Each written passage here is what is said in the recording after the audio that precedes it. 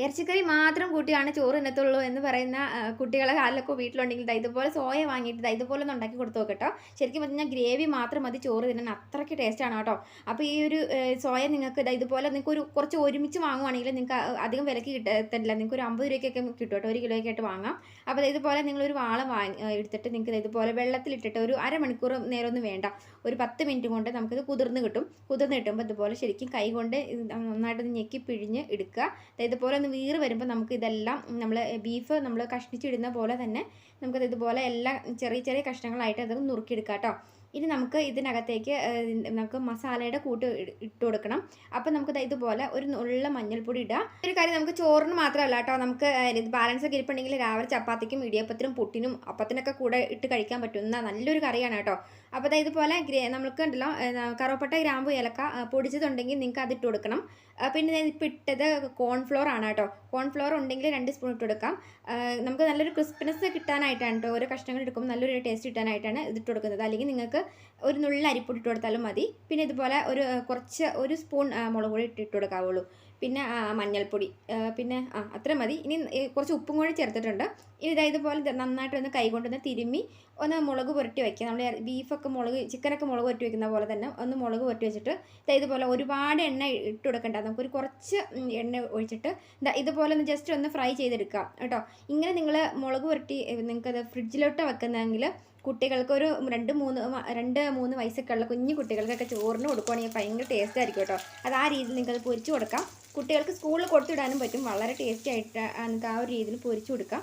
അപ്പോൾ ഇതുപോലെ നമുക്ക് ഇതുപോലെ ആദ്യമേ തന്നെ കുറച്ച് കറിവേപ്പില പൊട്ടിക്കുക. പിന്നെ ഇഞ്ചിയും വെളുത്തുള്ളിയും പച്ചമുളകും നമ്മൾ ആ എണ്ണയിലേക്ക് ഇട്ട് നിങ്ങൾ വഴറ്റിയെടുക്കുക കേട്ടോ. നല്ലൊരു മണം വരും. അന്നേരം നമുക്ക് ഇതുപോലെ ആദ്യമേ തന്നെ മല്ലിപ്പൊടി 2 സ്പൂൺ മല്ലിപ്പൊടി ഇട്ട് കൊടുക്കുക.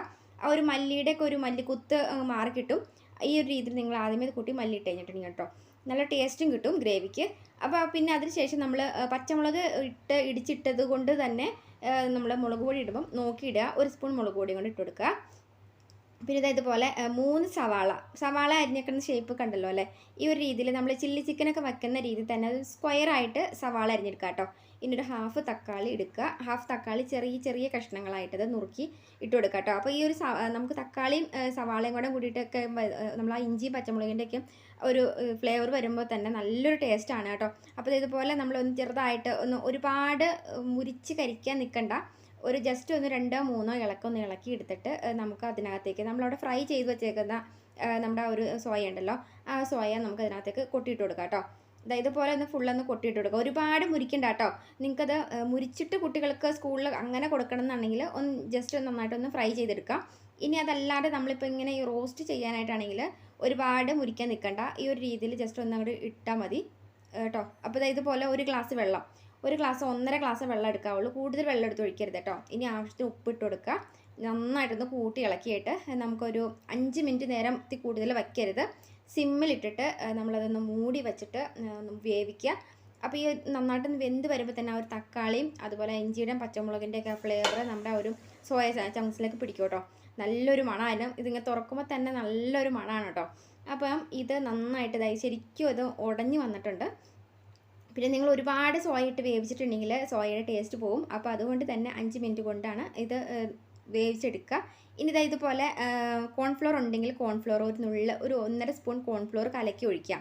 ഇനിയിപ്പോൾ കോൺഫ്ലോർ ഇല്ലെങ്കിൽ നിങ്ങൾക്ക് മൈദമാവ് ഉണ്ടെങ്കിൽ മൈദമാവ് എടുത്തിങ്ങനെ കുറച്ചെടുത്ത് കലക്കി ഒഴിക്കാം. ഇനി മൈദമാവ് ഇല്ലെങ്കിൽ ഒരു സ്പൂൺ അരിപ്പൊടി ഇതുപോലെ ഇട്ട് കൊടുക്കാം കേട്ടോ. നല്ല ഗ്രേവി ആയിട്ട് നമുക്ക് കിട്ടും. നമ്മൾ ഒരു ചില്ലി ചിക്കനൊക്കെ നമ്മൾ വയ്ക്കത്തില്ല, ആ ഒരു രീതി തന്നെ നല്ല ഗ്രേവിയിൽ കിട്ടും കേട്ടോ.